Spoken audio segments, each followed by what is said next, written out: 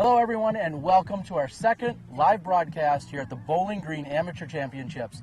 I'm your host Terry Miller, the Disc Golf Guy, and I had the pleasure of wrangling up one 2009 World Champion, Avery Jenkins. Avery, Bowling Green Am's the largest event in the entire year for the PDGA. What are you doing here? Just doing a little promoting, a little marketing, a little sales, a little advertising, and doing clinics as well. So it's good to be throughout the week, being at amateur championships, 700 amateurs in one location. What better place to be? It's been an amazing week, and here it is all culminating on Sunday. What day did you get into town?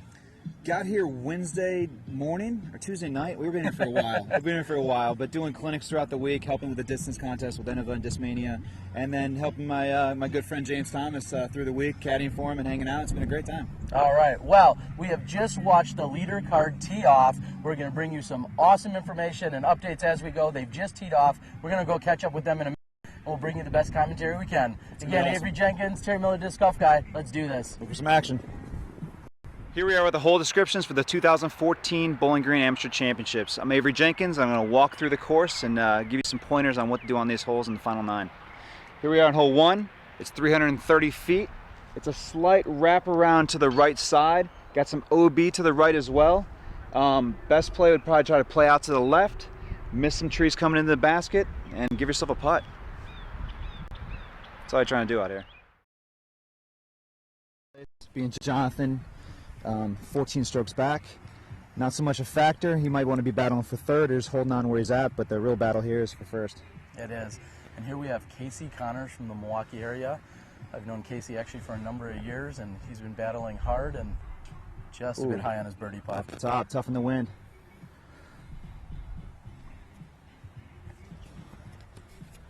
Here we have Jonathan Radin, third place. Here, play conservative shot, playing away from the OB to the right side. Got to mess with this wind a little bit. Off to the right. A little bit of first hole jitters maybe by air ball, or is it the wind, or combination maybe? It's possible. It's, you know, like I said, really he's not battling for first right now, and I think he's just really got to hold on to third position. You can play pretty conservative, or you can really put on a show depending on how many he's got on fourth right now. I believe he is actually tied with another gentleman for third place who's on the second card. So he's definitely just holding on. He will take his par. Casey will tap in for his par. And our leader, not a bad golfer himself, in Chris Strawbridge, rated 981. Par putt as well. Easy trap in. All right, well there you have it, ladies and gentlemen. That's hole 1. Let's check out hole 2. What's up? I'm Simon Lazat. We're here for the final 9 at the Bowling Green Championships. We're here at hole 2. It's about 390 feet, breaks from left to right. I throw putters. Oh, okay, let's try this.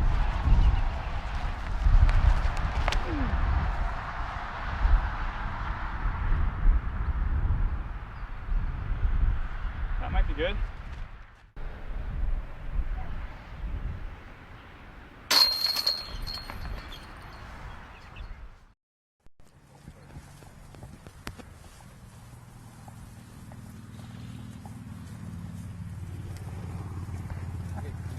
Take a 4 or 3. Huh? Let's take a 3 or 4. Kate on 4. Kate? I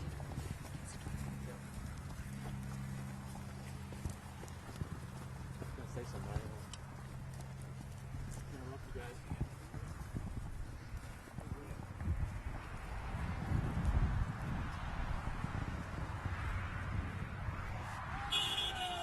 All right, Avery, we are here on hole 2.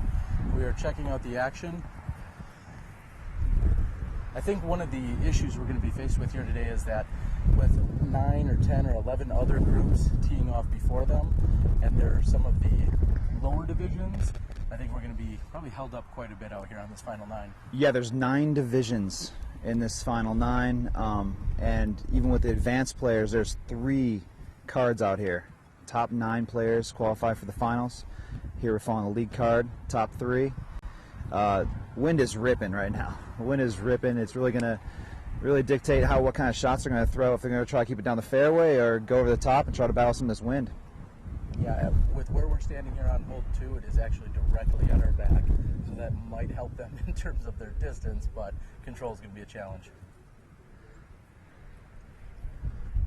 Yeah, as we were doing the walkthrough yesterday, it seemed like a lot of the shots, even though they did have a fairway and a clear area where they wanted you to throw, the better shots were over the top, either a big Anheuser or a Heiser shot. And we're about to see what these guys are going to do, if they're going to take the Anheuser or the Heiser. They're all right-hand throwers. Yeah, it's going to be tough because that wind's going to want to push these down.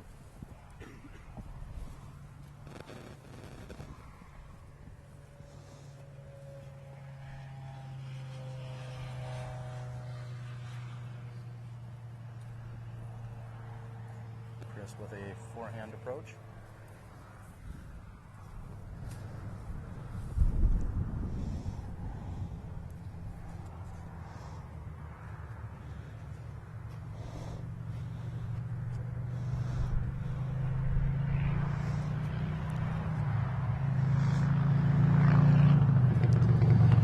Jonathan with the turnover backhand with the tailwind left to right. Doesn't get it over.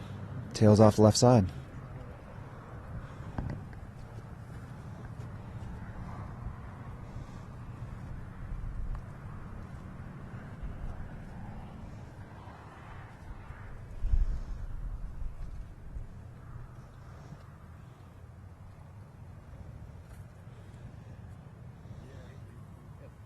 Casey forehand as well, a little wide, wind doesn't bring him in, left side, cedar.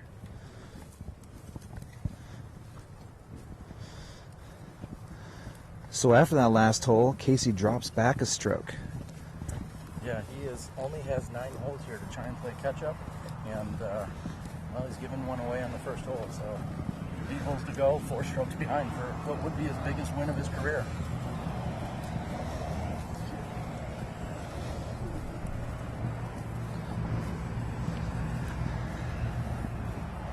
Got a nice gallery that's formed out here on this gorgeous afternoon on a Sunday. I mean, really, who'd want to be inside watching the Masters when you could be out here enjoying some of this great golf, huh? I'll be going split screen for sure. There you go.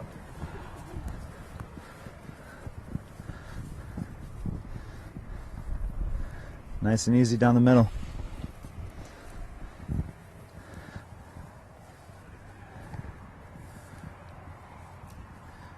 Not much in the way. It just looks to be like a dead tree or a stick right in the middle, probably about 35 short of the basket.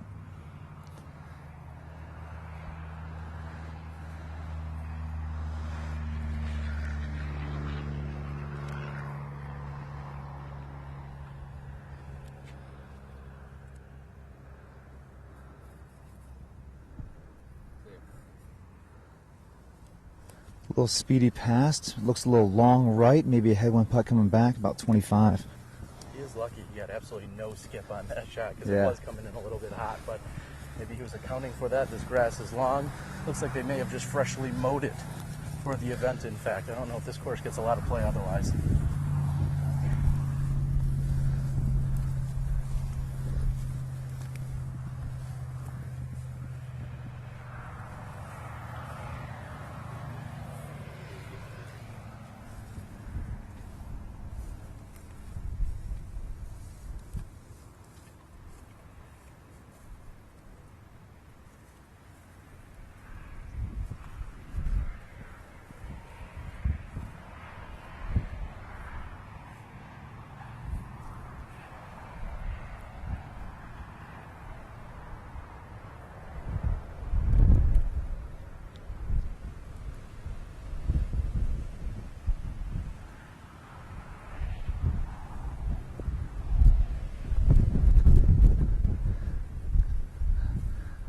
Lots of wind. That shot get out?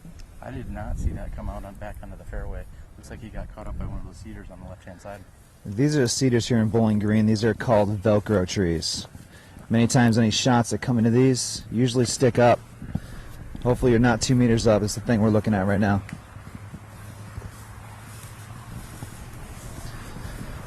Definitely a wall, a barrier between him and the basket.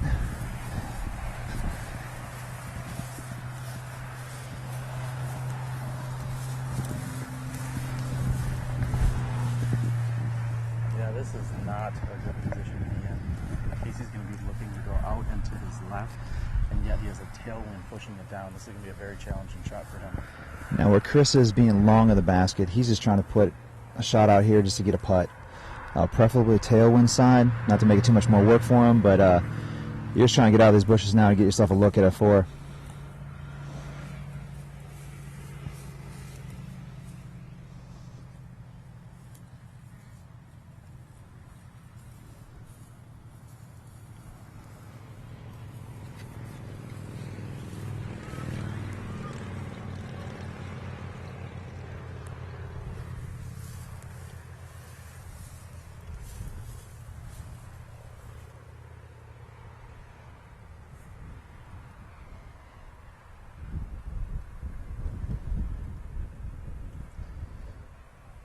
And wide to the left. Another cedar he finds. Hopefully that got down.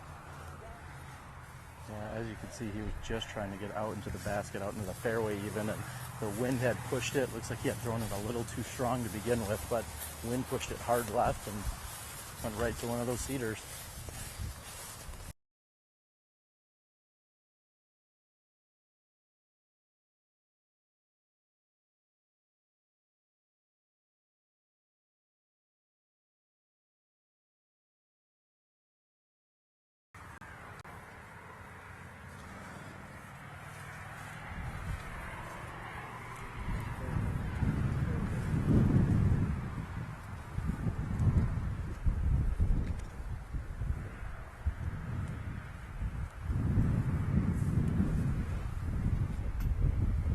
Jonathan's birdie putt is just off the top of the cage. Very nice shot. Great run, especially with all this wind. That was at least a 45-footer. Tremendous run, man. If that would have dropped a little bit, that would have been definitely a great birdie.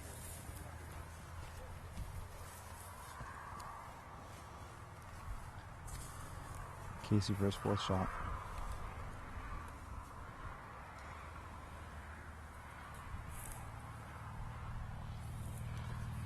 High and over the top, crosswind got it, pushed it about 20 left.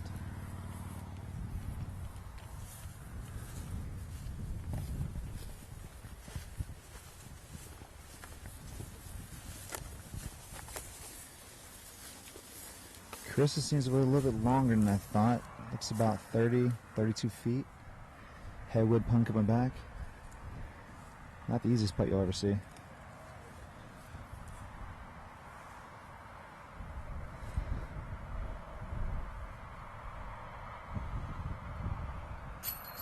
Awesome putt. Absolutely cans it. Beautiful putt. He is going to definitely distance himself by a number of strokes here on this hole. Huge move right there. Some may have been inclined just to simply lay that one up, knowing he's got a comfortable lead, but a little bit aggressive, puts it right into the chains. Well worth it.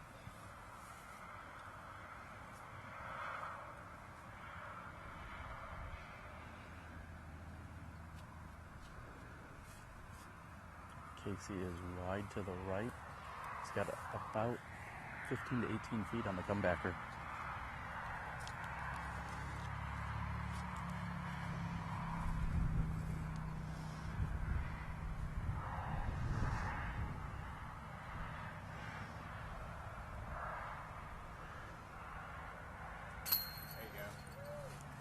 In for 6. Just ready to get off of this hole and move on. Unfortunately, that may be a turning point in this final 9. And there you have it. That is our 2nd hole, ladies and gentlemen. We had Casey Connors carding a 6. Chris and Jonathan both with 3s. Let's check out hole 3. So here we are on hole 3. A very inviting 276 down the hill. Kind of a wide fairway. But if I were you, you're righty, take the hyzer way outside right, bringing in late behind these 2 cedars. It's probably about 20 feet set back from those trees. If you're looking to get a 2 on this, avoid the fairway, take it out right, get the spike hyzer. That's how to play hole 3. Ready.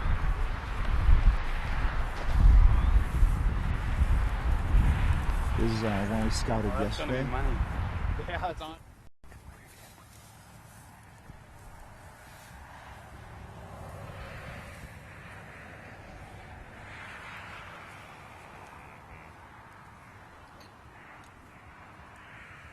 So Avery, we're over here on hole 3. As we found yesterday when we were doing the previews, most of these holes are blind shots. So even the players are down there checking them out. I'm not sure how many of them went out and played the holes ahead of time. That may have seemed a little presumptuous or cocky, I don't know, but it looks like they're out there checking out these holes. Some of these guys might be playing them for the first time. Yeah, downhill, slight downhill. Tucked behind those two-seaters, 256. We scouted this yesterday, and looked like a little easy backdoor hyzer. That's what Simon threw with the putter, and showed how that was done. Yeah, this final 9 took a quick change from hole 1 to hole 2. It started off with a 3-stroke lead to start this final 9, and we're sitting right now on hole 3 with a 7-stroke lead to Chris. Yeah, this is already proved to be pretty eventful here on this finals. Now you mentioned that Simon threw a putter on this hole yesterday, but it seemed like he threw a putter a lot. He threw a putter on pretty much exactly every single hole we played in this final 9, just to test out his distance with the putter and kind of show some of the routes that we're going to be looking at here.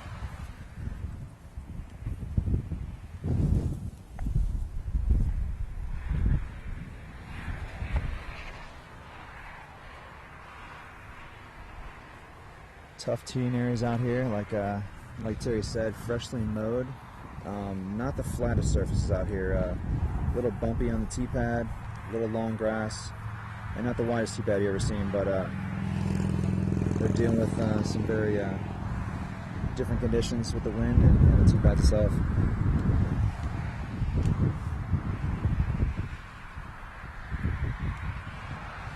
Backdoor hyzer.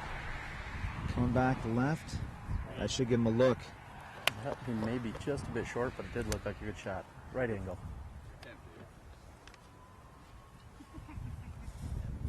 I wouldn't be surprised if I see every other player do the same shot. It's a high percentage shot, fighting back against the wind, and just drop it right behind those two-seaters. Should give you a look.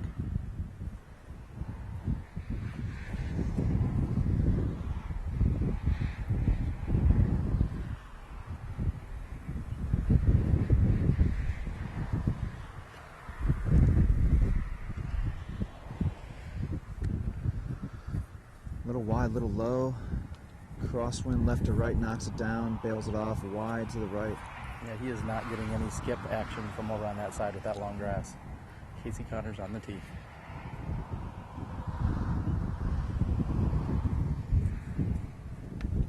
Inside route, playing with the Cedars, catches him second one off the tee, leaves him about halfway down the fairway. Could be enough. Could be a tough up and down with this crosswind coming in.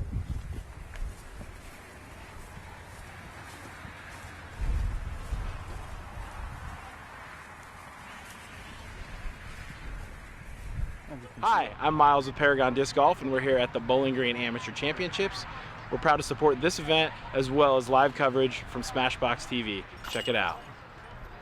Getting a little local love and support from all their buddies and friends out here. As we said, I am Terry Miller, the Disc Golf Guy, joined by Avery Jenkins. This is our broadcast of the 2014 Bowling Green Amateur Championships, brought to you by Smashbox. I'd like to thank our broadcast partners in Legacy Disc for making this all possible.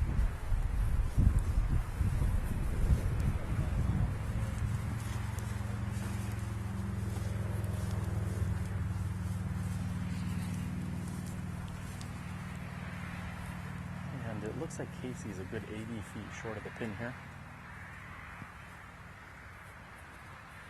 Conservative bid, low right. Should be an easy 3. Yeah, at this point, Casey is really just trying to hold on here. 7 strokes in the next 7 holes, going to be pretty tough. I think he's really just trying to hold on for second, and we'll see what third place has to bring right now. We also don't know what the second card has right now as far as scores, because there was a tie for third on the second card as well. So never knowing what's going on as far as live coverage goes. We got coverage on the lead card. We don't have any updates on the second card right now, so it could be a surprise as well. As we said, originally they were to take 8 players from the advanced field. It ended up being a tie for that 8th spot, so then they ended up taking 9 total players. So that's why they split it into 3 groups of 3 rather than playing in 2 groups of 4.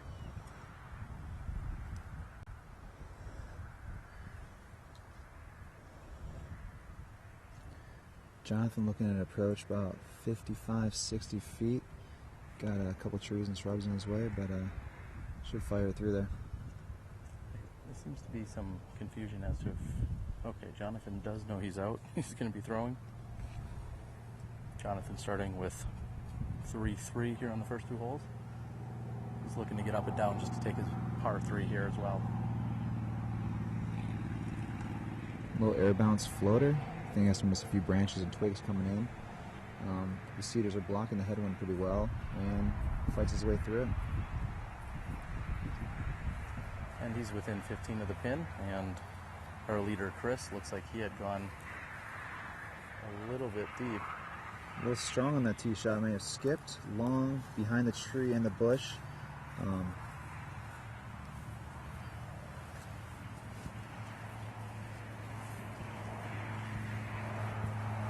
Excuse me on that. He's probably parked. Yeah, alongside right.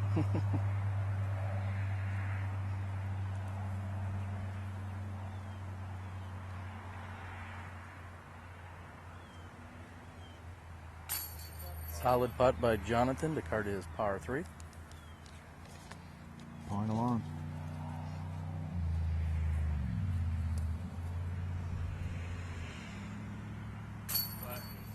Nice solid par save. And albeit blind from the tee, Chris had no problem dialing in on this, putting himself just 8 feet right of the basket, long and right, as you said. Easy birdie for Chris Strawbridge.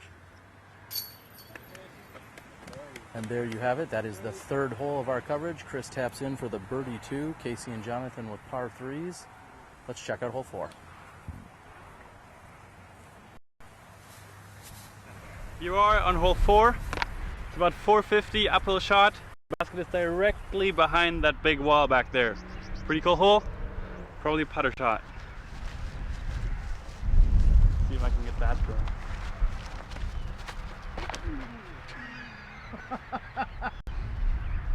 Get it. Get it.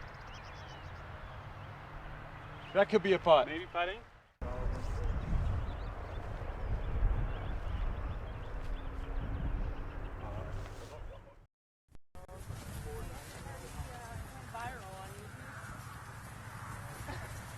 Legacy Disc is excited to support the live broadcast of disc golf.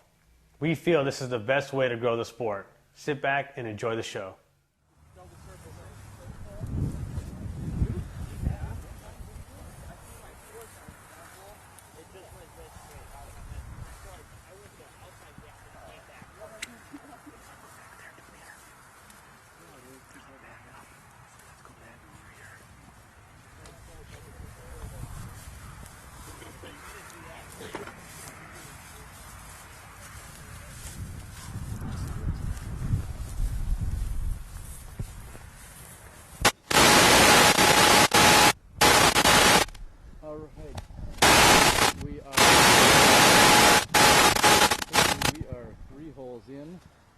And so we've already seen some action, not so much out of Jonathan and out of our third place, but Casey struggled on holes 1 and 2. We're not, making fun of him or anything. He's just struggled a little bit, and I think he's going to have to find a way to fight through these last few holes. Yeah, the nerves multiplied by the wind, multiplied by just a lot of conditions going on right here in the final 9, and the whole build up to it. He did start off 3 back, quickly turned to 7 strokes back, and then turned to 8 after the third hole. It's going to be tough for her to come back on this one with 6 holes to go. He's got, like I said, he's got to be concerned with Jonathan in 3rd place, 4 strokes back at this point, and yeah, just hold on right now. Hold on to 2nd place, 6 strokes. Shouldn't be too bad. There's a lot of more open hyzers coming up, and just be conscious of the wind is the biggest thing. Yeah, and that was exactly what I was going to ask you. You've played in conditions all around the world. Talk a little bit about what this wind means. You maybe give everyone a tip or two at home, whether you've got a crosswind or a tailwind or a headwind, whatever the case might be. As we stand here, we've got a very stiff, and on this hole, there's a very stiff 20 to 30 mile an hour wind. Yeah. What are you thinking about with the wind? Just be conscious of it. You got to know the direction of it at all times, on drives, approaches, and putts, and most importantly, on the approach to set up the putt. You want to definitely want to have those tailwind putts. Much easier, much higher percentage to make. But the drive sets up everything. Off this drive, you want to drive it low, keep it off to the right side with this left, this right to left pulling across, and just keep it in short grass.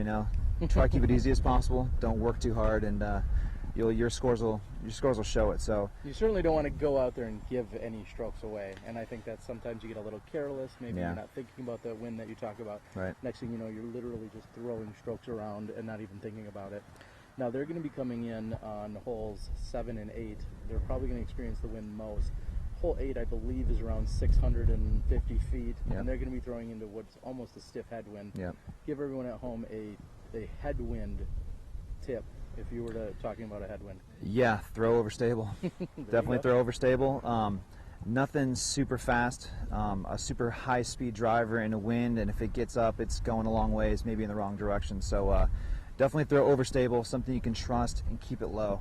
Don't want to expose that bottom side of the disc to any kind of wind. It'll go right or left or backwards sometimes. So hole 8, once we turn the corner and start coming back in, definitely concerned with some of these shots, and a 3 is going to be a tremendous score in this wind, and we'll see what goes down to it. But right now, keeping the short grass, keeping the fairway, a lot of wide open holes coming up. This is more of the tighter section, the first 2 or 3 holes, so should be no problem, and could see some really cool action coming up. Absolutely. Now we're still on this backup, so I'm going to ask you one other good question here for you.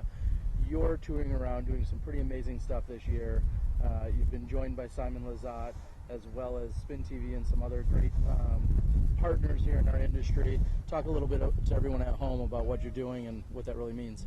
Yeah, we're doing the Discmania Deep in the Game tour, and we're traveling throughout the southern states, doing clinics, like 2 or 3 a week, also playing tournaments on the weekends, and we got a full schedule. We've been busting it. We've been driving 4,000 miles at this point in the last 5.5, 6 weeks, and but it's been a lot of fun. With the clinics, great showing, a lot of players coming out, really improving as players and learning a lot, and it's been great having Simon on the road, really getting to experience the U.S.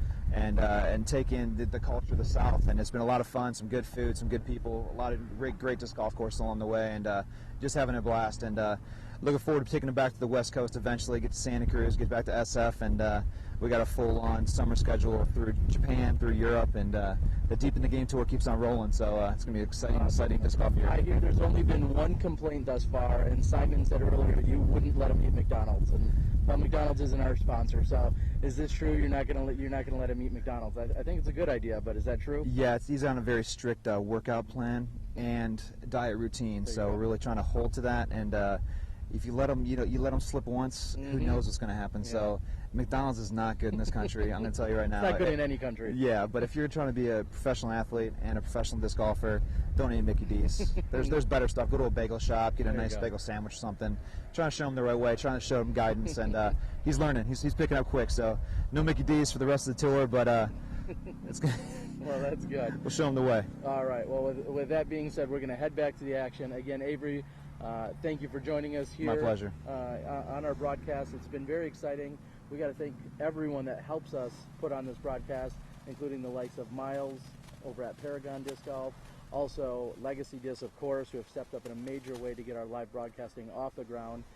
Huge supporter, and as well as Mike Cousins over at Sandy Point Resort and Disc Golf Ranch, one of my favorite places on the planet.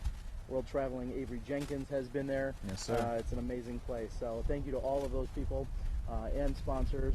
Now let's get back to the action. We're going to catch up a little bit with that second card, and then shortly after that we'll have our lead card, and we'll check out the last 6 holes. All right, thank you.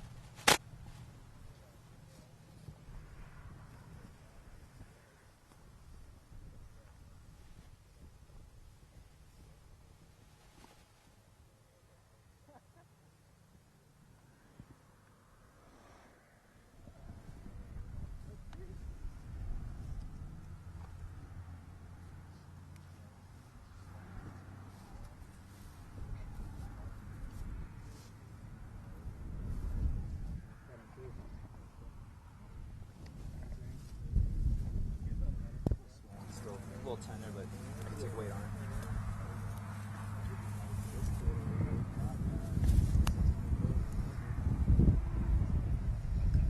I had big money. Well, I don't know. I had big money on it.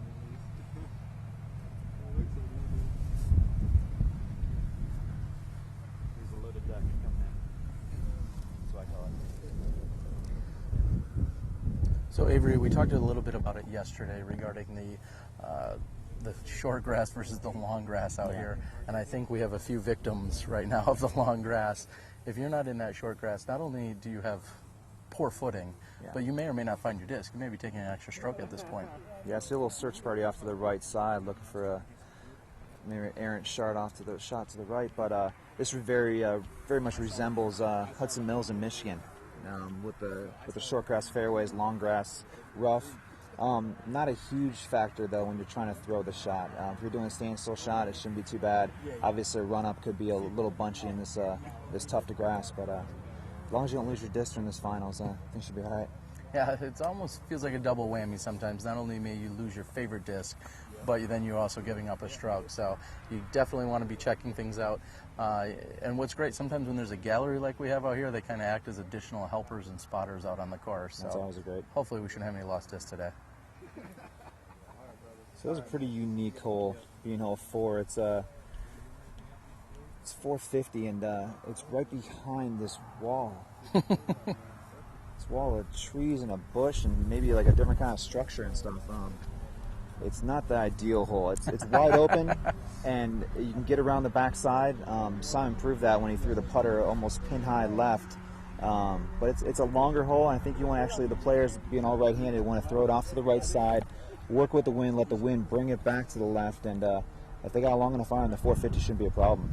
Yeah, what I did notice yesterday when we were checking it out is that the pin is tucked up so closely to the backside of that wall, and obviously everyone will see that in a few minutes, but it's tucked very closely to it. So it's not like going 100 feet past that wall is really going to give them an advantage. You really just want to creep around the wall and get around the bushes that are there to give yourself the putt. So very unique hole. They're still dealing with a tailwind, as we said. We can feel that at our back.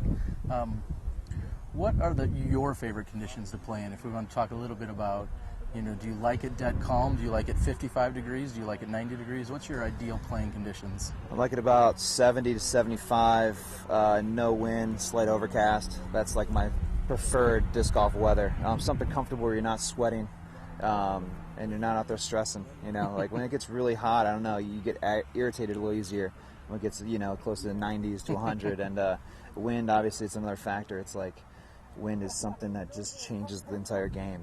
This game gets kind of crazy when it gets windy, and the combination of like maybe a wind and cold, pretty unbearable. But then you add a little bit of rain in there. That's the trifecta. And that's why you don't live in Wisconsin, I think. That's exactly why I don't live in Wisconsin. I think sometimes we get all of those within a 1 week or even a 1 day period. In fact, here it is April 13th, and I believe tomorrow back in Wisconsin we're expecting more snow. So I believe it. Old man winter has not left for the year, and as much as we've been traveling around, talk about some of the wind or any of the conditions that we've seen at some of these events this spring. It's just been brutal, hasn't it? Yeah, definitely. I think the windiest event we played out of the events we played this spring was the Texas States in Round Rock, Texas, and it was ripping pretty good, and very resembles what we got going on right here. All right, let's check it out. We'll get back to the action with Chris on the tee.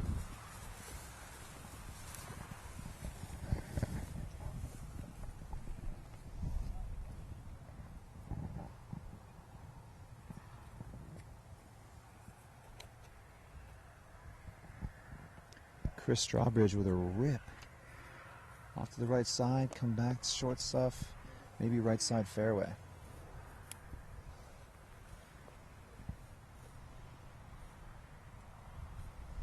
Jonathan next to tee.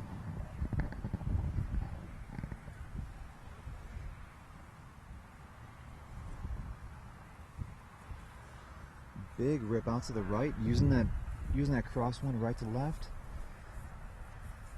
Kind of got beat down at the end as I was trying to fade back. Should give him a little easy approach, pitch around the outside.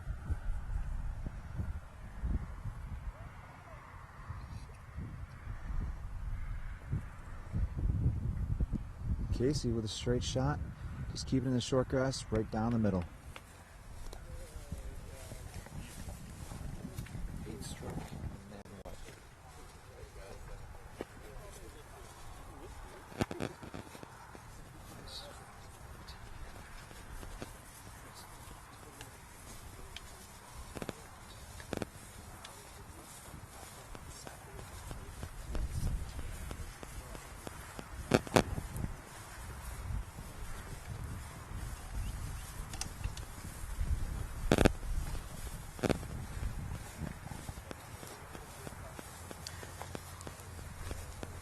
Avery, as we head down this fairway, we were looking at some of the stats and scores earlier, and Chris Strawbridge, who sits at 34 under before going into this round, has been averaging more than 1,000 rated golf the entire weekend.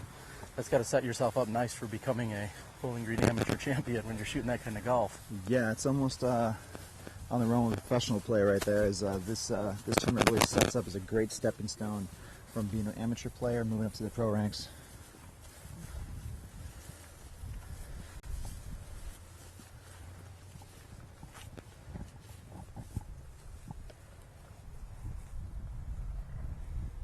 Casey really going for that spike because, as I said earlier, you just need to get over that wall and hope that you can stop almost immediately after it. Up and over the top, we'll see what this wall does for this headwind, if it's breaking it up to give him a nice calm putt on the backside of this brush.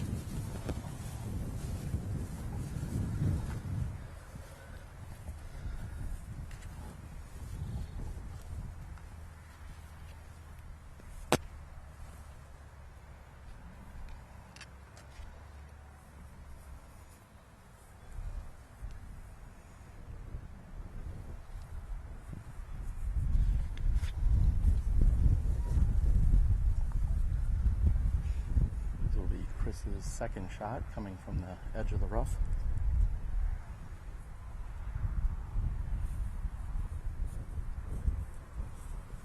And looks to be pin high.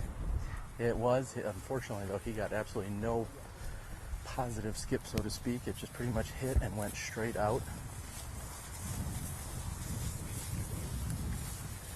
Jonathan with the longest shot off the tee, looking at a little pitch shot around, trying to carry maybe a little dump hyzer, trying to keep it close as he hyzers around the backside here.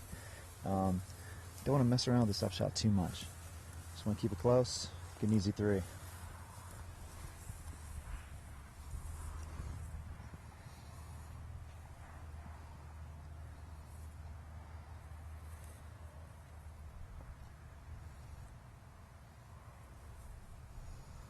High and tight. Brings around, nice little soft hyzer. We're going to see where that ends up. Maybe a little bit long left. I got to say, that looked like a pretty good shot from where he was at. Like you said, maybe just a bit long, but definitely a nice shot. Walking through the high grass, not too easy.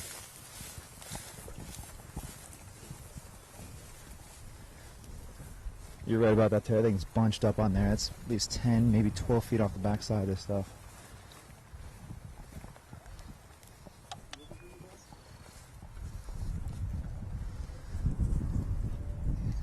Players checking it out, trying to determine exactly who's out. Looks like it's going to be Casey putting first. Casey with a little bit of a headwind coming right back at this basket.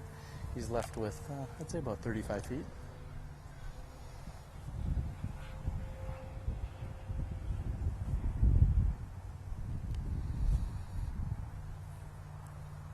Just a bit on the right-hand side.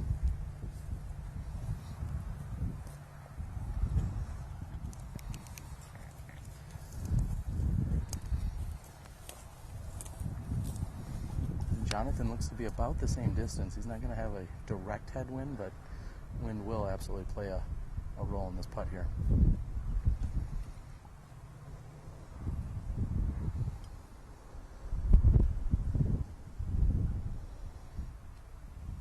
Up and wide right again. That's some thick brush right behind the basket. He ran it a little hot, a little heavy. We'll see what that next shot leaves him.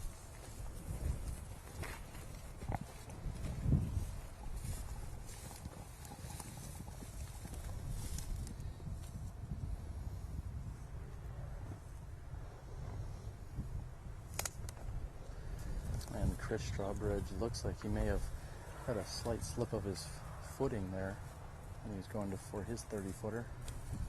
Right now it looks like all 3 players are just hoping to finish off this hole with their bogey 4s.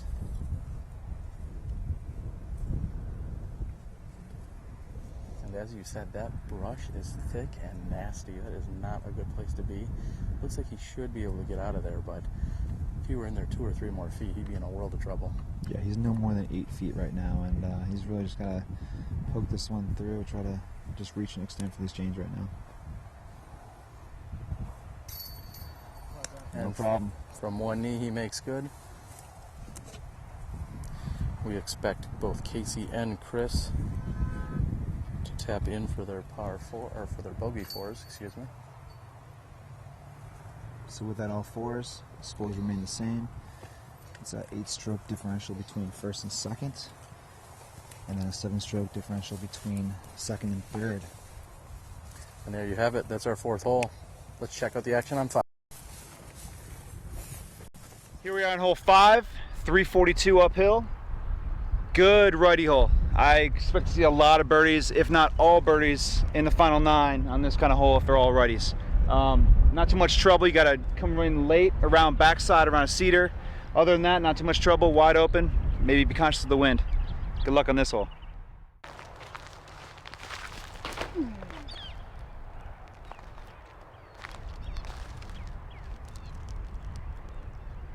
What? That's a putt.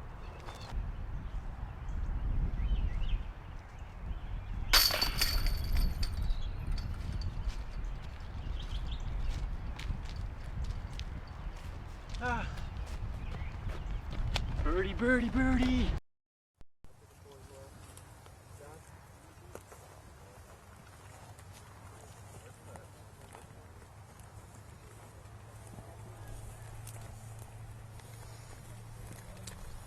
Avery, one of the things we discussed out here on the 5th hole yesterday was the tee pad, and it looks like they've maybe instinctively heard what we were talking about way out here in this field. They've moved the tee up a few feet so that it's not quite as gnarly, we'll say, for the grass, and it looks like they're going to have a little more level surface to tee from here on this 5th hole. Yeah, I'm not going to take full credit for it, but I did speak to HB after the rounds last night during the players' party and address some of the concerns with the courses that I saw, and just trying to help make this event better. And a few things I saw were definitely the tee pads on this final 9 layout. A little rough, a little bumpy, but they did come out here and move those, and hopefully a little flatter takeoff. So it looks like they may have gained about 20 feet overnight on their distance, and they didn't know it. So they've moved up.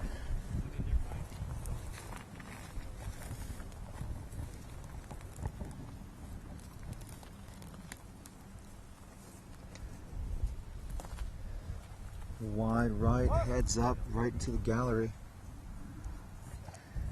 Very conservative shot. I think he's really just trying to play out away from the rough, make sure that anything crazy didn't happen. He didn't blow off left side into the cedars and the other rough to the side. Playing conservative, little lead.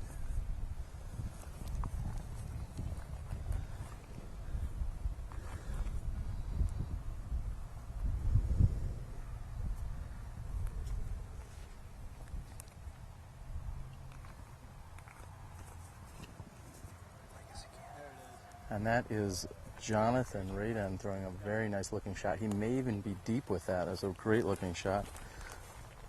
Jonathan trusting his legacy cannon on that shot.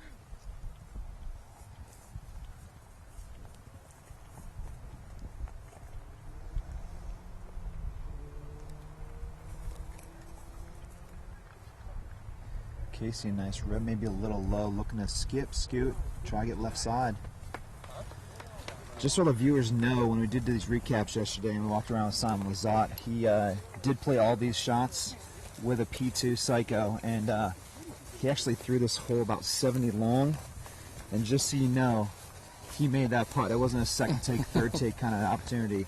He made it on his first opportunity. We walked through, everything was all first take, and just a bullet right down the middle, dead center chain, and catch another birdie. Yeah, we were discussing when we were looking for the disc that if he had maybe come up just a bit short or a little bit left, and then I think I finally had tracked it down, like we said, about 70 deep, and he just picks the same putter back up and fires it right in. So what's your line when you talk about players like that? Someday he'll figure it out. I think maybe someday Simon will get it all figured out. One of these days. It's one thing he always does say, though, at all our clinics: if you can throw a putter, you can throw anything, and he's proven that.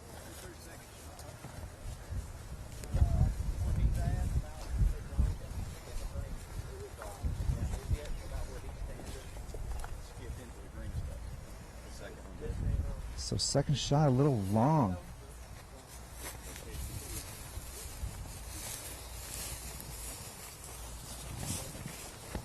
So as it turns out, Chris's shot, second shot, was a little bit long and deep.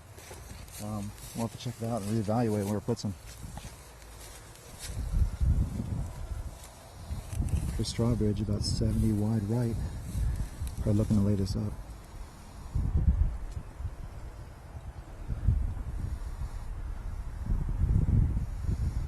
Oh, and just a few inches short, actually. Not really much of a layup, but I guess he's got a few extra strokes to give here, so he'll be sitting there for an easy 3.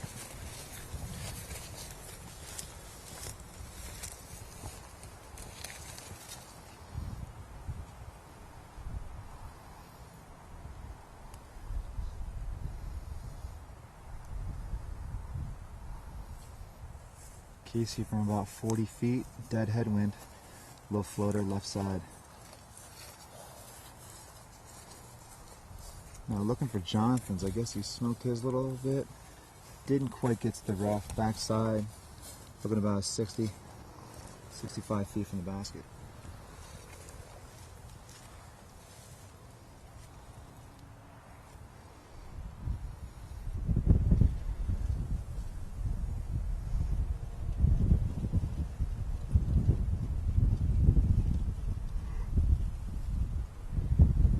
This green isn't exactly flat, we'll say. I wouldn't say it's a fast green. It's not a De La Viega green by any means, but this is not a flat green. So these players want to make sure that their putter comes in flat and lands flat. Otherwise, there is an opportunity for it to get up and roll.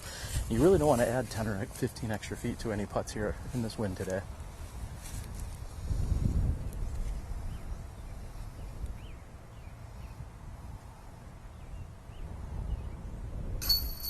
These will look to be easy tap-in threes, not messing with the wind too much.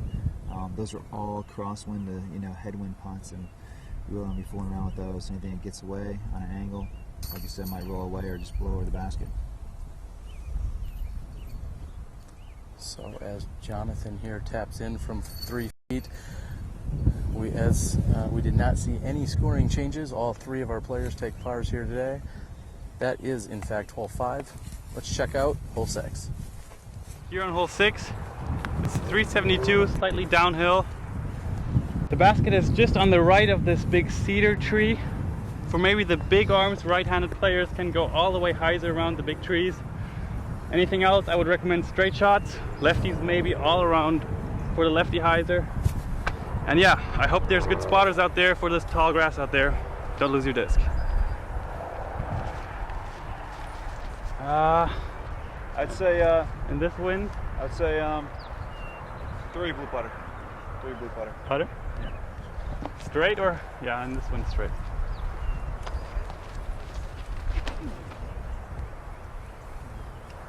Come back.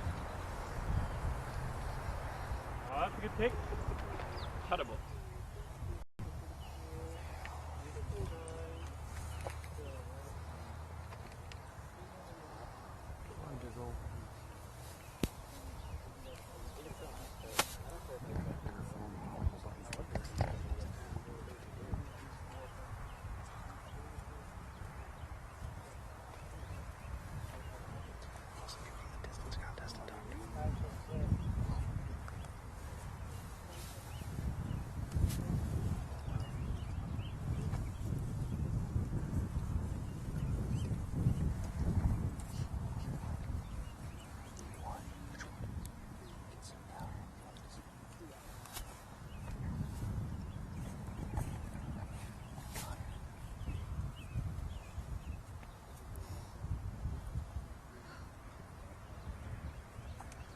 All right, Avery, we are here on hole 6. This is the second card. As we mentioned earlier, there was going to be a few holdups, and this being one of the challenging yet blind holes, looks like we've caught up with the second card. Yeah, it's a pretty funky hole. It's there's a gathering of trees off to the right, and the pins directly behind those. And then there's a cedar off to the left. It could be a straight gap shot, maybe a slight turnover, but with this crosswind right to left, could be a tough shot. I think that's a shot. It's the best high percentage shot is off to the right, big hyzer trying to wrap around back side. And even if you're a little bit wider right, it still gives you a tailwind putt. That was a great shot.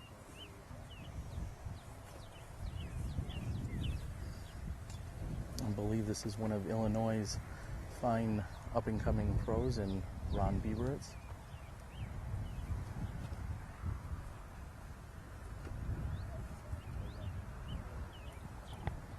Throwing a long professional style shot is Ron off and to the right.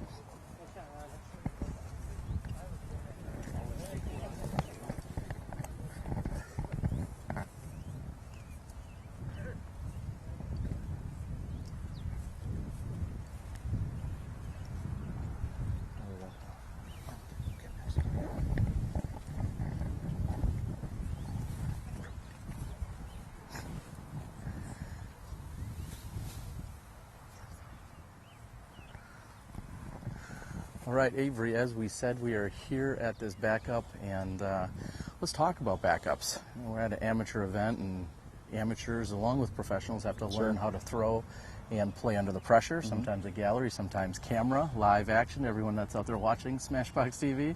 Let's talk about a backup, and how do our top pros handle them? And is there anything you do? Do you hacky sack? Do you listen to music? Yeah. Do you take a snack? What do you do? Take a Right. nap? I definitely carry a lot of stacks with me. You know, I'm always snacking on the course. You know, keep the energy level up. But backups they're tough to deal with, especially when on a roll. When you're on a roll and you're feeling a good momentum shift, you know, to back up stops everything and slows everything down. And you really just got to be patient. You know, it's just part of the game with backups and some of the holes we play. You know, some slower holes, some shorter holes, and we deal with backups all the time. So it's hopefully it's not too long of a backup. It's a good flow right now. I think there's a couple cards ahead of them that are creating this backup right now. Maybe a little bit of trouble, maybe a lost disc or something. But to deal with it, just be patient, take a deep breath, have a snack, eat a Cliff Bar, and just be patient with it, because it's gonna blow through, and you know, you get back on your flow again. Dare I ask, has there ever been a backup that's actually memorable to you? I know it's not the most exciting thing, but is there one that's been memorable to you that sticks out? I think it happens every year, actually. It's hole 5 at the USDGC. Okay. I've been there for sometimes up to an hour on a backup, and it gets crazy. There might be like 5 or 6 groups just backed up. It might get windy. People are losing the disc left in the lake, and it seems like every year it's always been a 45 to an hour wait during that last day. And, it gets crazy, and you gotta sit back, and the sun's blasting you, and you just want to stay in the shade. You want to hydrate, and you only played 4 holes, and you get all geared up for those 4 holes. Final day, final round, and then you sit and wait for. Yeah, and then 45. not only are you waiting for a really long time, but that hole measures in with more than 1,000 feet. OB on the left, OB on the right. You can literally go out of bounds on, you know, all 4 or 5 of your shots, so to speak, on that hole. So it's not even like it's a low pressure hole. You're waiting there, and then you have to throw a very tough shot. Let's step over to that just for 1 second. What did you think of the new tee on hole 5 this year? They tucked it down a little closer to the lake. Any thoughts on that? It seemed like the backups weren't quite as bad because of that, maybe. It's true. I definitely enjoyed, I think, that positioning. I think I always loved the old position. I love that tee pad, but I think it made more sense in the course design perspective that it took the road out of play more. And I think there's less disc going across the road that kind of messed with traffic, less backups and damage to cars in that sense. But it took the roadway out of the, and that's always a good thing, to get the roadways out of the way, get sidewalks out of the way as much as possible. And it created another dimension to the hole. Me throwing the forehand shot, I think it was an easier forehand shot now.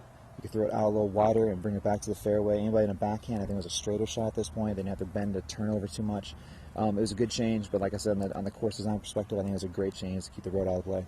All right. Well, it looks like, speaking of that, we're going to get back to the action here on hole 6.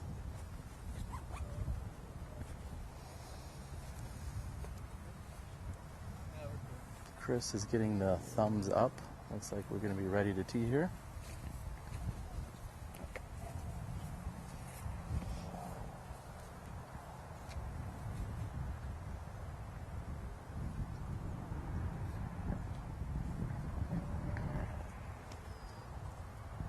And Avery, like you said, you like the wide right route out here with that crosswind pushing it left or right to left. Unfortunately, it looks like he just did a little too straight and it didn't come back all the way like he'd wanted. Yeah, this hole is only 372, so I think these players have the power to get around it, even if they take a wide right. Use that wind. The wind is your friend at this point, and let it take you around outside right and bring back to the basket. And hopefully, if you're wide enough, you'll have a tailwind pot at it. A little early release program. Tried to fire right in those trees, took down a D. Third on the tee, Casey Connors.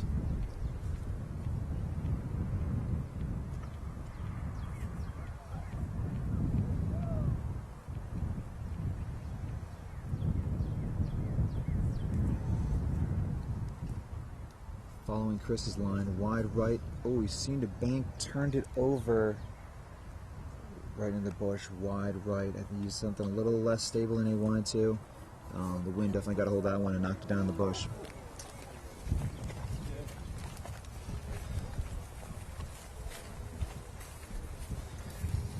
Yeah, wind's tough like that. You don't want to mess around with any kind of crosswinds. So once you expose that top of the disc, it usually gets just slammed to the ground. And really, if you're going to throw the hyzer, throw it wide, count on the wind bringing it back, and throw over stable as much as possible in its windy conditions.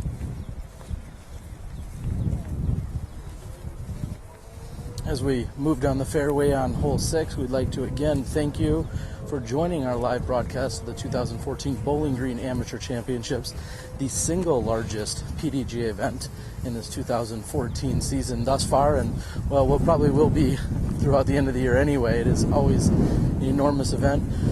I am joined by Avery Jenkins. I'm Terry Miller, the Disc Golf Guy, and big thanks again to our broadcast partners in Legacy Discs, Sandy Point.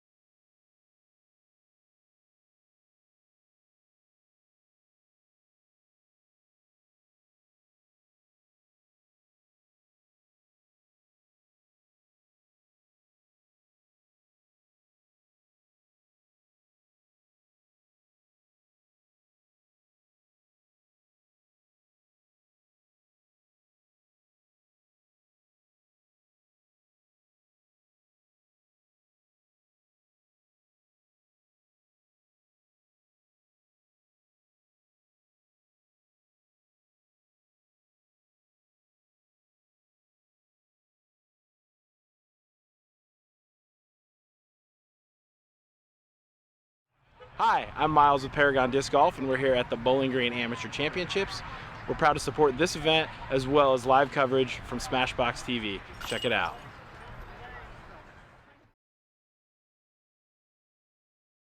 Legacy Disc is excited to support the live broadcast of disc golf.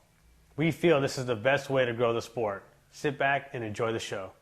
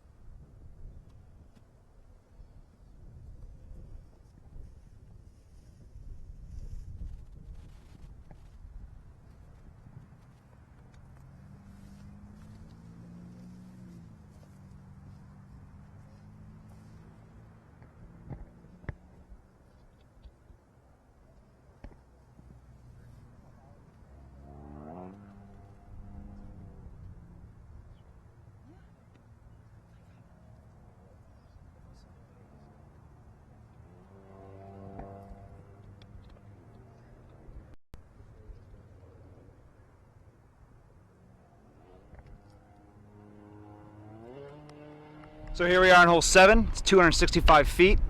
Getting down the competition. If the scores are close, this is a must get. 265 feet, a short little turnover, left-handed hyzer, island of trees you gotta get past, probably 30 setback. Or if you're really looking to get risky here, probably the preferred shot for a righty is a big hyzer over the top. Land it close, get your putt, get your birdie. Looking for some action on this final 9.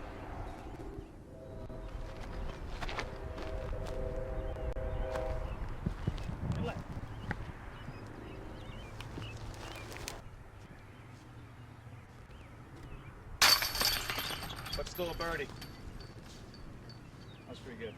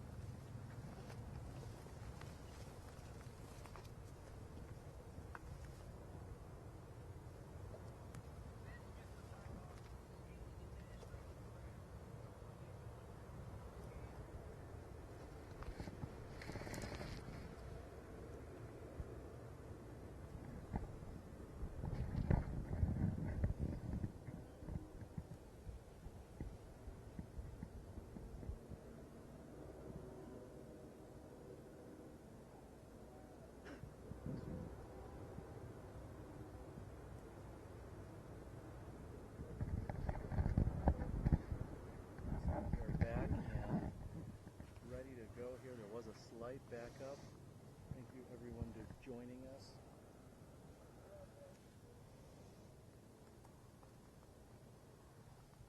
Looks as if, well, it looks like we're just about ready to tee here. And yet again, no real surprise here, but this is a blind hole, Avery.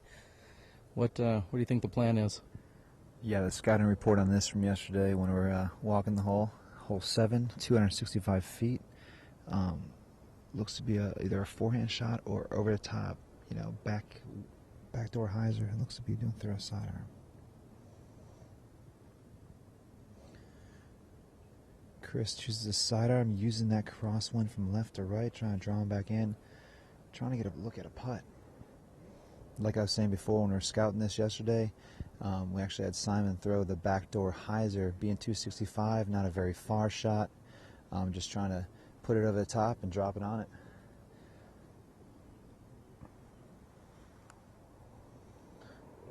Casey as well, looking at the forehand line. Like I said, crosswind, left to right.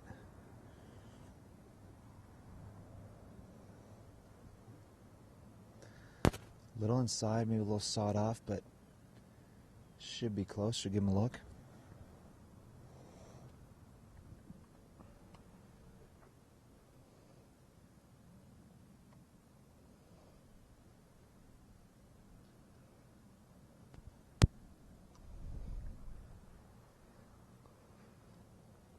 Looked like Chris was a little bit wider, Casey was a little bit tighter, and Jonathan's shot looked to be right in between both those.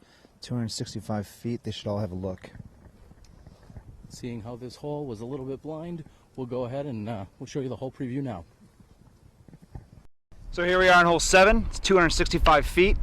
Getting down the competition. If the scores are close, this is a must get. 265 feet, a short little turnover, left-handed hyzer, island of trees you gotta get past, probably 30 setback. Or if you're really looking to get risky here, probably the preferred shot for a righty is a big hyzer over the top. Land it close, get your putt, get your birdie. Looking for some action on this final 9.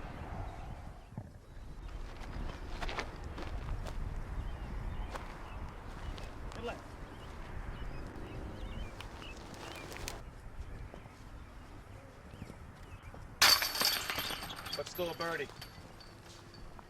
That's pretty good.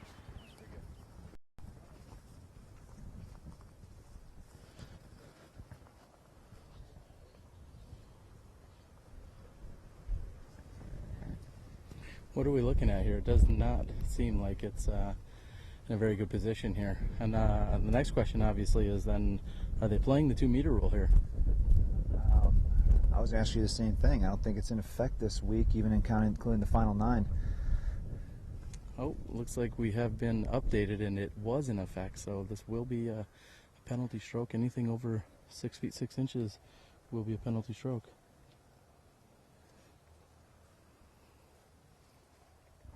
No 2-meter, we verified no 2-meter on this, going back and forth on it. That's the crazy thing about that rule. It can go in effect depending on the TD's discretion. So not in effect for this weekend, including the final 9.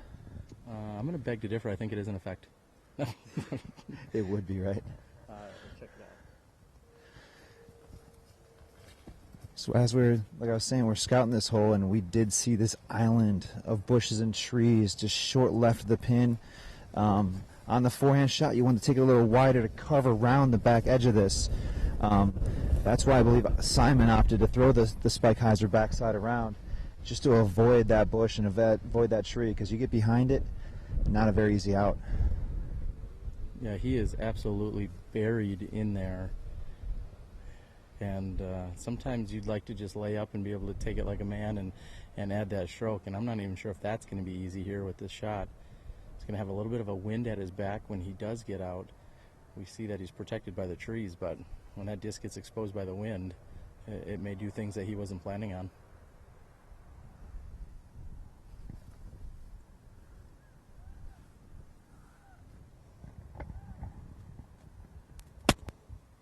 Jonathan's shot, up and out, looking to be about a 20-22 footer, looking back at the headwind.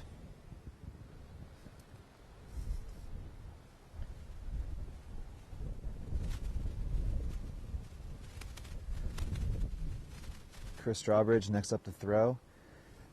His shot was the one that's actually stuck up in the tree.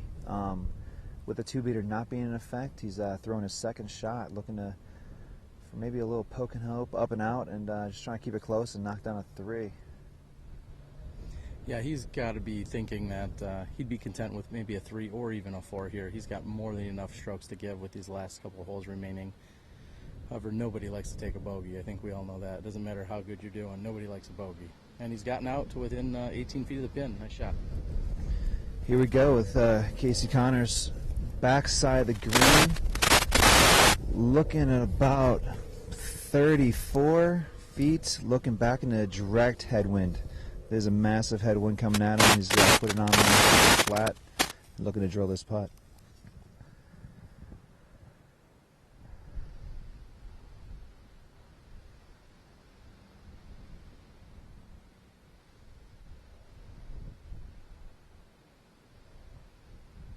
Online, but just a bit short.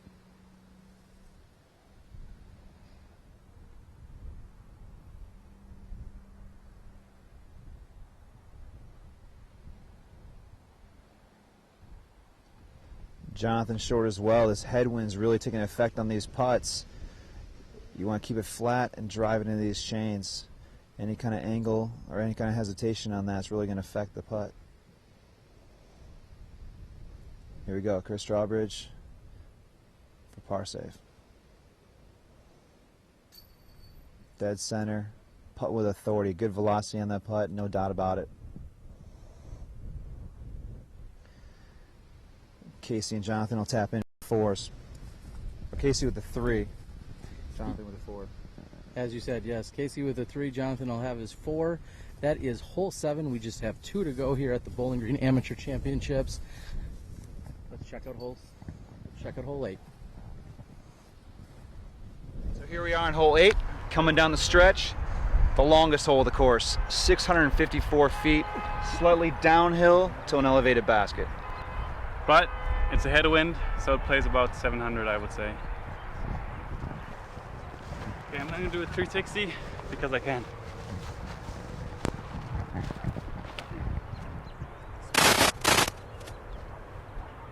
Yeah. So this is probably where you're going to see most of the drives land. It's the bigger part, fatter part of the area in the fairway here. And this is a very difficult hole. 650, slight downhill, in a headwind. It's going to be a good 3 for anybody out here. We're not going to see any birdies here unless someone throws them in from a long ways away. He held on Thursday, and he had the longest throw in the finals. And we couldn't get an official mark on that. It was a very long shot, tailwind up the hill, and it was an incredible bomb. What'd you throw on that shot? It was either a pro boss or it was a blizzard boss. It was one of the two. I wasn't entirely sure on which one was the farthest. It was definitely a boss, though, you're saying? Yes, it was. Who are you, David Wiggins? You're just throwing bosses and you don't know which ones you're throwing? Well, I mean, that was all that I could grab in the crate was a boss. I mean, we were allowed to use our own disc, and I thought about using one of my own. I did grab a XG boss out of my bag, but unfortunately, I hit a tree with it. All right, talk a little bit about this week for you, what it's meant, not just during the distance finals, but the rest of this Bowling Green experience for you. Well, this was the first time I've ever been up here to Bowling Green. It was pretty interesting. The courses were a lot different from down there in Johnson City, Tennessee, which are there are some that are long and there are also some that are very short. And none of these really, except for maybe Ephraim White, because I played an intermediate, seemed anything close to Johnson City. Okay. So you're saying you're an intermediate player throwing that far? Yes, sir, I am. I just can't putt. That's my only problem. And last question, how was it to face Mr. Simon Lizotte in the finals? Well, his first drive, I was like, okay, that's not too bad. His second and third drive, I thought about just quitting right there because there was no way I could have reached that. From what he threw, it was insane. There's no doubt that kid has a cannon for an arm, and I've seen him flatland hit 650, even 675. Yeah, I could definitely see how. That was insane. I have just one more question for you. When are you going to get better at putting then? Well, definitely after this tournament, I'm going to start working on my putting because that's mostly what killed me this weekend. If I could putt, I might have done a little bit better. I could see with that distance right there, you're going to step up the ranks and move up quite quickly. So good luck on everything else and making the transition, moving up to advanced and hopefully pro. All righty, thank you. Appreciate it, man. Thank you so much. Thanks for joining us. Thank you. Thanks, Connor. Appreciate it. All right, well, there you have it, Avery. The old saying, you drive for show and putt for dough, sounds like our distance winner, Connor. Well, I guess he needs to look into which one he needs to prioritize on. Do you have any idea how far he threw? I knew you said it would be tough to gauge, but during the finals, any clue on how far you really think he threw? I think he was around 550 uphill tailwind, which the tailwind is really leveling these shots and knocking them out of the air. And he threw a bomb. He actually got turned over, and it caught just right, and it had this nice, like, flat turnover shot that really got him the extra distance for the win. What would be the number one thing that you get asked? I know you're obviously known for your distance and your power and being one of the longest throwers in the game. What would you say is the number one thing you get asked? And then how would you answer it? It's probably my favorite question, actually, is how do I throw farther? Oh, okay. And then my favorite answer is you got to throw harder. Okay. It's simple as that. No, it really comes down, it's like any sport, it comes down to timing. It's accelerated timing and just really acceleration to the hit point. We're not throwing these things as far as possible by just kind of letting up on them or not committing to the shot. We're hauling off with everything we got, trying to be very explosive, very pinpoint, but timing is everything and technique is everything, and we saw that when Simon was throwing. He was just on point, and just acceleration and speed is the fastest arm in the world in disc golf, so it comes to prove that he can throw a long ways. Yeah, and going to the throwing harder and being more efficient, I think we could even look to Paige Pierce, for instance, who has a very small frame, is not a very tall girl whatsoever, and she maybe weighs 110 pounds or at most. I hope I'm not insulting her even at that, but 110 pounds, and her timing and everything is right there. Sure. And she's just fluid and smooth, and throws 450 feet or so. Yeah, you don't have to be big and strong to throw a long ways. It really comes down to technique first off and foremost, and then speed. Speed and technique are the combo for throwing far, and then you add a little power on there, you're going a long, long ways. All right, Phil, final question as we're waiting on the backup, which is here now on hole 8. Any Bowling Green history or stories that you can think of, you being such a world traveler and playing in this big event for many years? Yeah, it's being in Kentucky and me being from Ohio, growing up there, we used to come down here quite a bit. It was only 8 hours from the house. Bowling Green always being a big event. HB always doing a great job of running tournaments. And I remember coming down here in my earlier days as an amateur, and like the last time I played the amateur Bowling Green Championships was in '99, and incredible week of disc golf, and ended up finishing second that year. And who beat you? To Mr. Aaron Wild. Aaron Wild from Wisconsin. Yes, sir. Okay, yes, sir. I believe I was here for that event. Now that you say it, I think I was here as well. Yeah, lots of memories. Was that the year now that was insanely windy? We were putting with, we'll say, upside down X clones or something. Yes. Was it that year? Or I guess every year's windy down here in Bowling Green. You always get a couple windy rounds out here, and some of the wide open courses definitely gets windy. But finished second place. I was stoked. I was feeling great about it. And Aaron Wild played an amazing week. But with that being the top 2 amateur players, we actually would have finished in the top 8 of Open that year, playing advanced, which we were shooting the same courses at different times, obviously, but we played good enough to place in the top 8 in the Pro Open, and actually we both qualified for the USDGC that year, being the first USDGC. And unfortunately, I didn't know what the USDGC was about that year, being the first one, and I was still in high school at the time, and I didn't go to the that year, the USDGC. Missed out on the first one, but been to every one since. There you go. But Bowling Green memories, man. Amateur championships all the way through all the Pro Open events I play down here, and they always have great array of courses, good variety, and I love playing down here. Yeah, if there's one mecca of disc golf, I mean, we talk about hot spots, whether it's Minnesota, in the Twin Cities, or whether you're in like a Charlotte or wherever. There's a lot of different pockets and hot spots throughout the country.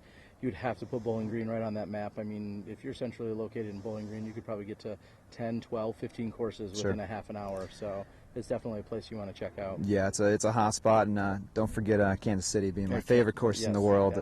Kansas City crew out there.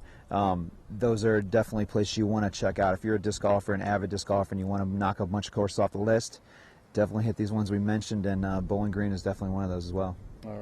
All right, Avery, what we're going to do is we're going to move over here. It looks like they are just throwing their approach shot, so hopefully we can see some tee shots coming up soon. This hole measures in at more than 600 feet, so let's get back to some of the action. Again, thanks for joining us.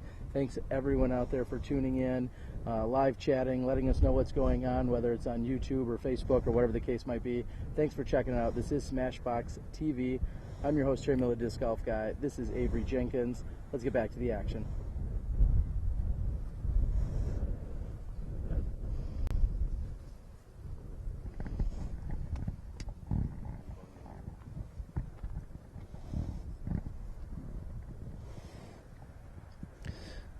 So the actual distance on this hole is 656.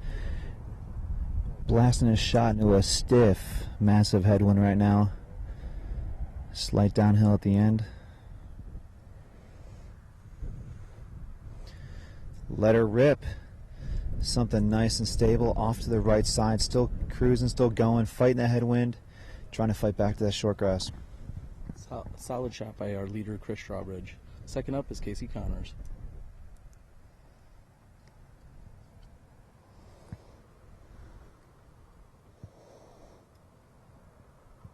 Another great shot, slight little turn as it banks, fades, and hyzes out left side. Carting the bogey 4 is Jonathan Radin.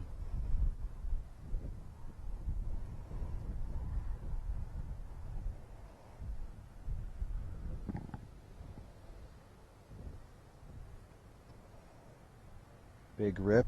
A little turn on that in the headwind. We know that's going. Good rip. Slight right side. We're going to see where that big tree lines up on the second shot coming into the green. Yeah, that was definitely a Sable disc, because at first when he released that, I thought it was not coming back off that Anheuser line. However, it fought back pretty hard. This hole being 656 lays out to be the par 4 on this final 9 layout. A 3 would be tremendous, especially with this headwind and the conditions they're playing right now.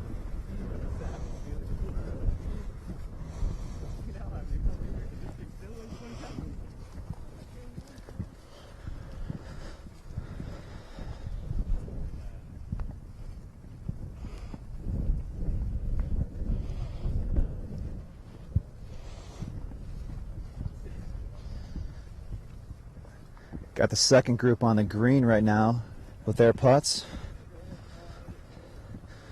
Seeing just how much that headwind's really affecting those putts, even down on the flat down there.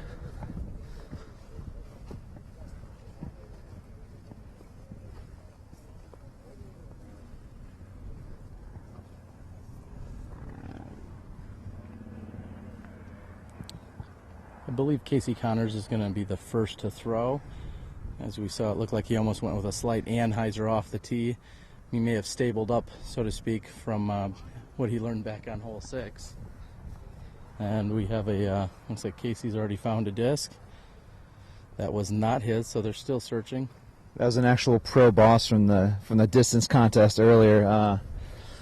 One we failed to pick up. Being that short off the tee pad we're throwing off, I'm gonna say right now it's not Simon's.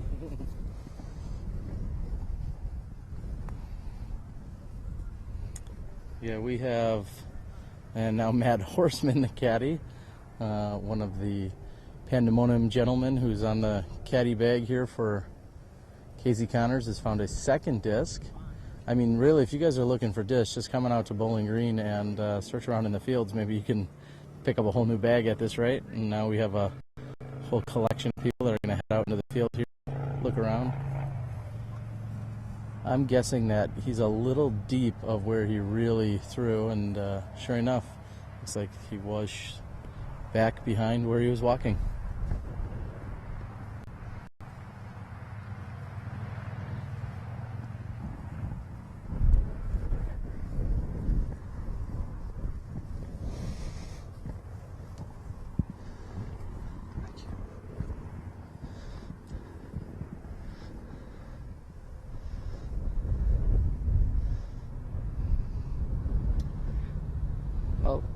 I'll say, Avery, as this wind is picking up and just absolutely blasting us right into our face here, I'm a little confused by the Pandemonium emblem and color scheme here. Usually pandas are black and white, but today they're blaze orange.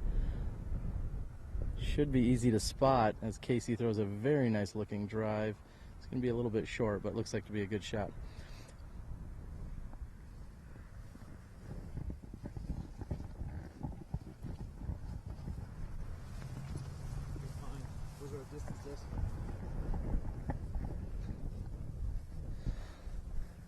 Here we have Chris Strawbridge, slight right of the fairway, looking to blast a shot in the headwind.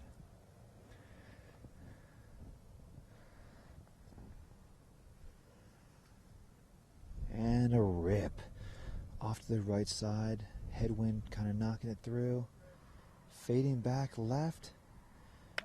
Looks to be on the green. That should give him a look at a putt. Yeah, he is at least within 40 feet of the basket, and he may be able to pick up another stroke on the rest of his card mates right now.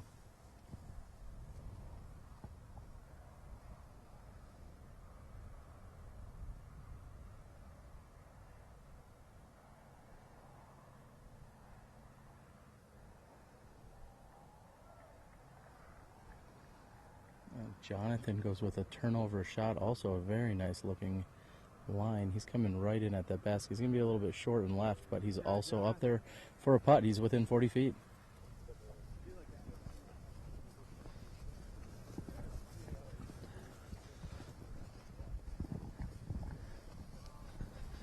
Now as we're walking down the 8th fairway, right behind Chris Strawbridge, he's on cruise control, just kind of coasting this one in. Nothing doing anything too risky, just playing his shots.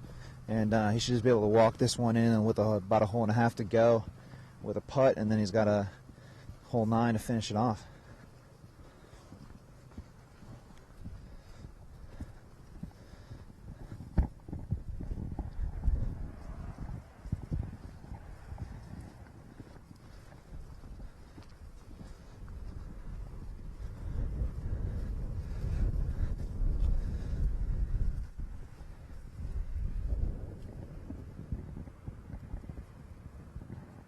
It's like Casey Connors is going to be setting up for his 3rd shot here. He's got at least, I would say, 150 feet to the pin.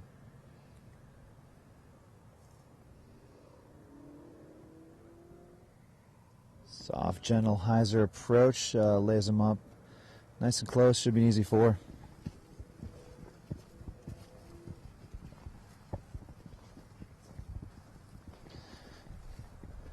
As we walk to Chris and Jonathan through some great second shots, get them up here on the green. They'll both be facing right and left, both facing into a headwind putt situation. We're going to see who really wants it, who's learned from their experience out here in the wind, and who wants to putt the most.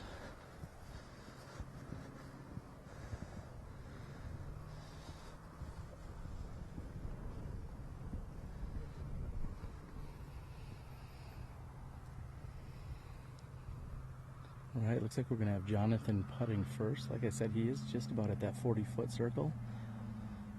This is a slightly elevated basket. I'm not sure if that's by design or not, but it is definitely a good foot taller than you found most of the baskets out here. Yeah, I definitely think the elevation is going to be a factor. Also, with the chain missing is also going to be another factor on this basket.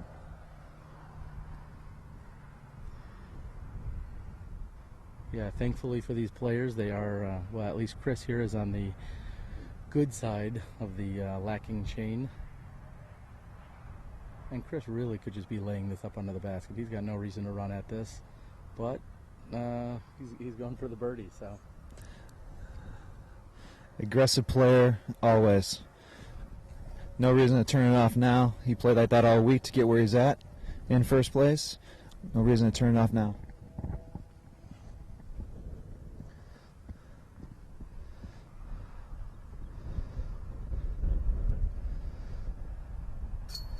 Drills are for the par 4. Yeah, Chris, absolutely no fear. This is going to be Jonathan for his 4. Expect him to make good on this, as he does, and then we'll have Casey for his 4 as well.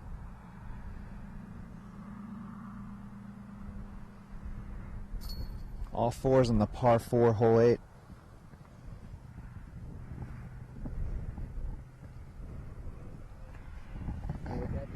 With that being said, Avery, let's check out our 9th and final hole.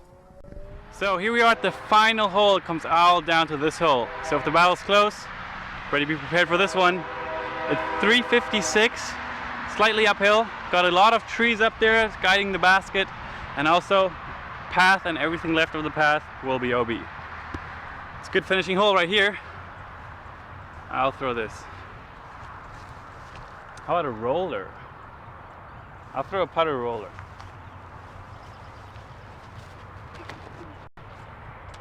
Nice. Safe.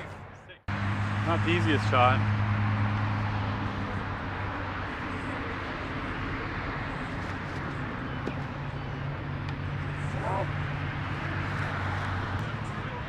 What it all comes down to is the final putt of the tournament.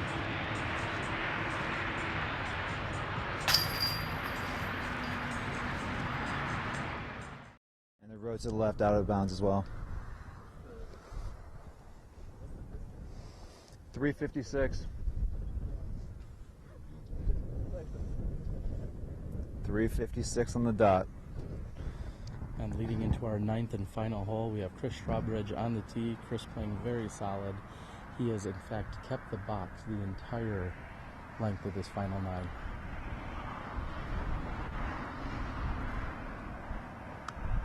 And comes up a little bit low and short. Looks like he may have just simply released it too low, because he is fighting a little bit of a crosswind there. Casey Connors on the tee.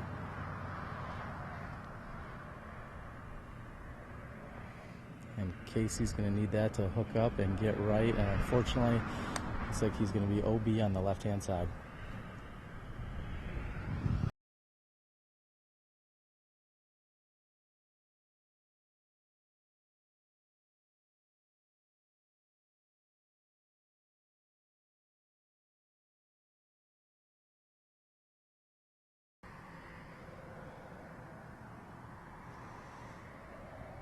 And a rip. Straight shot, looking to carry, hits a late tree, kicks left OB. Just when I thought he had enough on that hyzer flip, it didn't. It just hit that tree, as you said, and kicked him what looked to be OB. This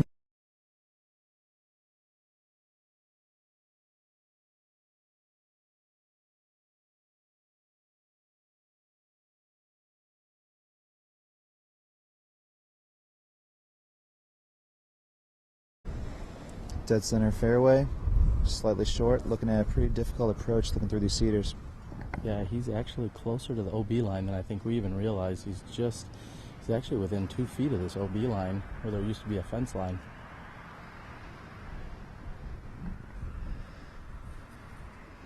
I'm not sure why he didn't take his meter on that. Really tried to force a shot in there, but worked out. He's still in the fairway, still in bounds, and should be an easy up and down for the 4 and easy win. Yeah, actually, he's got 4 or 5, maybe even 8 strokes to give, so he's not too worried about it. But you're right, that was somewhat of a amateur move in that he did not take that full meter in. And to this, not all the time will that necessarily benefit you, but it certainly would have here. We're watching Casey do exactly that, step off his 1 meter.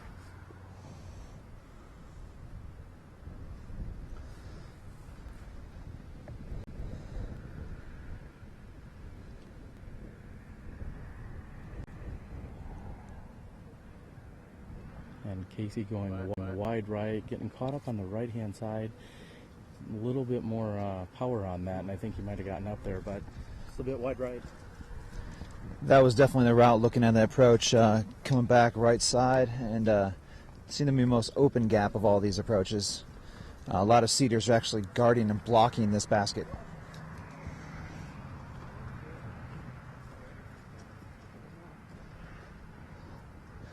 Here we're walking up to Jonathan's line. He actually took a late tree and kicked left. It looks as if I thought he might have been out of bounds. However, it looks like he stayed in bounds, and he's going to be looking at a long birdie opportunity.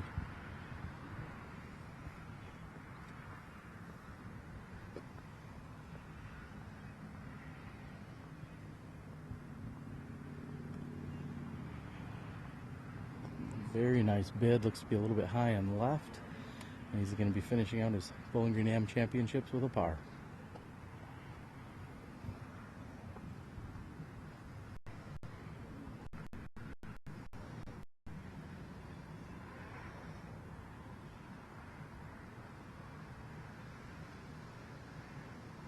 Chris from about 45, 50 feet just lays it up for a little tap-in win. Chris getting some congratulatory love from Jonathan here. As we know, these are just a few of the final formalities here, as Casey's going to be looking to take his putt for his penalty 4 at this point after being OB. And just a bit short. He's going to be settling with a double bogey 5 to finish out.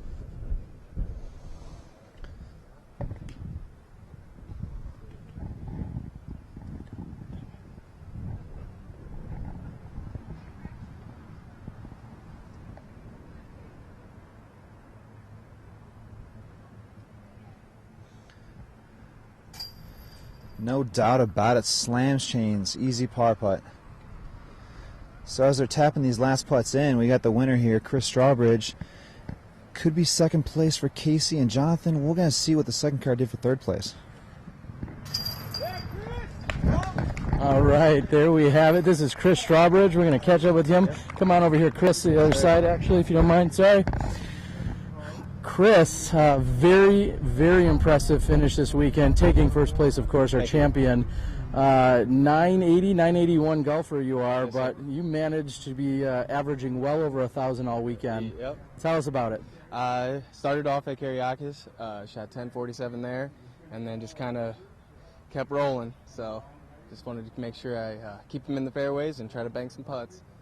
You were very aggressive and shooting very well. Your putting was amazing throughout even the finals here with this win. You had a 3-stroke lead both this morning and then coming into the final 9. Right. What was your mentality? What were you thinking this whole time? Just kind of, like I said, keep them straight and try to not bogey and lose strokes. So. All right, give us a little bit of backstory. This hopefully, I would assume, is the largest victory you've ever had at one of the largest events in the world. Give us a little backstory about you, your play, and are we going to see more of you out on maybe the Pro Tour? There you go. Well, I'm from Fort Wayne, Indiana, so I play a lot of tournaments out around that area. I won a local tournament this past fall, and then I've played down here a few different times. So this was felt this was my best chance this year to take it. So I got to ask, U.S. Am Nationals, Am Worlds, any of those in the mix for you yet this year? I played Am Nats last year, didn't do so well. Trying to get some redemption this year, try to get there this year, so that'll be nice. All right, so we've been watching, people have been watching from all over the world. They're going to be able to watch this on instant archival through SmashboxxTV presented by Legacy. Anything you want to say to some fans out there, new fans, old fans, family, sponsors, supporters, anything you need to say? Basically just putt yellow. That's about it. That's it. All right, so he says putt yellow. Wear yellow as well? I wore yellow all weekend, so it must be good luck. All right, well, there you have it. That is Chris Strawbridge, our PDGA Bowling Green Amateur Champion. Phenomenal performance. Great job. And thanks for putting on a show for us here at SmashboxxTV. Thank you so much. I appreciate it. Thanks, sir. Thank you. All right, well, you heard it. That is our champion, Chris Strawbridge from Fort Wayne, Indiana. I will invite him to our Greater Milwaukee Open in just a few weeks, a Super Tour in Wisconsin. He's not far from there. Put on a phenomenal show this week. We are so glad that you could tune in and watch us here at the Bowling Green Amateur Championships. Of course, again, thank you to all of our amazing sponsors in Legacy Disc, Paragon, as well as Sandy Point Resort and Disc Golf Ranch. Huge shout out to Dustin, Jamie, Johnny V, and of course, my co-host, 2009 World Champion Avery Jenkins. So, with that being said, that's the Bowling Green Amateur Championships, and we're going to catch you guys next time in just a few weeks as we bring you the Minnesota Amateur Championships out of the Twin Cities. I'm Terry Miller, the Disc Golf Guy, and we'll see you then.